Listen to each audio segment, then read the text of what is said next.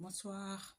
Alors, je voudrais m'adresser aux femmes primo-arrivantes en France, c'est-à-dire celles qui viennent d'arriver sur le territoire et qui vont devoir passer à l'OFI pour la signature du contrat d'intégration républicaine.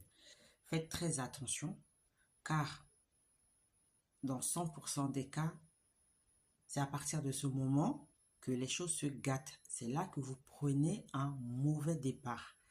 Parce que vous arrivez sur le territoire national, au lieu de vous servir d'Internet pour vous renseigner sur des sites institutionnels, sur des sites tels que celui du service public et d'obtenir les vraies informations, vous préférez rester dans votre communauté, vous écoutez les on-dit, vous ne vous renseignez pas pour avoir les vraies informations.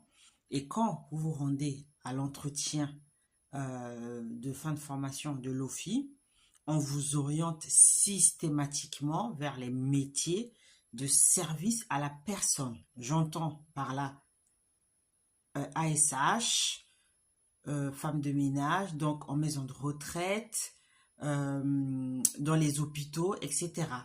C'est vrai, il n'est pas de saut métier, mais la plupart d'entre vous, quand vous arrivez, vous êtes déjà avancé en âge. Donc, vous allez vous casser le dos. 100% des femmes primo-arrivantes en France sont orientées dans ces métiers-là. Et vous ne connaissez pas la réalité du travail dans les maisons de retraite. Il y a peut-être des témoignages qui circulent par-ci, par-là, mais vous n'avez pas idée de ce qui se passe. En ce moment, j'accompagne une dame qui travaille à la maison de retraite, mais elle est en arrêt, hein. Elle est sous anxiolytique, hein. Pourquoi? Ben à cause des humiliations, à cause des blâmes. Pratiquement, systématiquement, tous les mois, elle se prend un blâme. Et qui dit blâme, dit pas de salaire, hein. Blâme, blâme, blâme, hop, on a abouti à une mise à pied.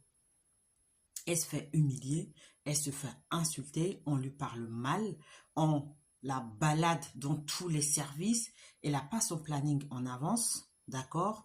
Et elle n'a même pas fini de travailler dans une salle ici, qu'on l'appelle sur une autre tâche, hein. Des fois, les lits automatiques ne fonctionnent pas, c'est à elle de soulever les personnes elle-même pour leur faire leur toilette, pour leur donner à manger, pour nettoyer la chambre. Elle n'a même pas fini que déjà on l'appelle. Elle va d'étage en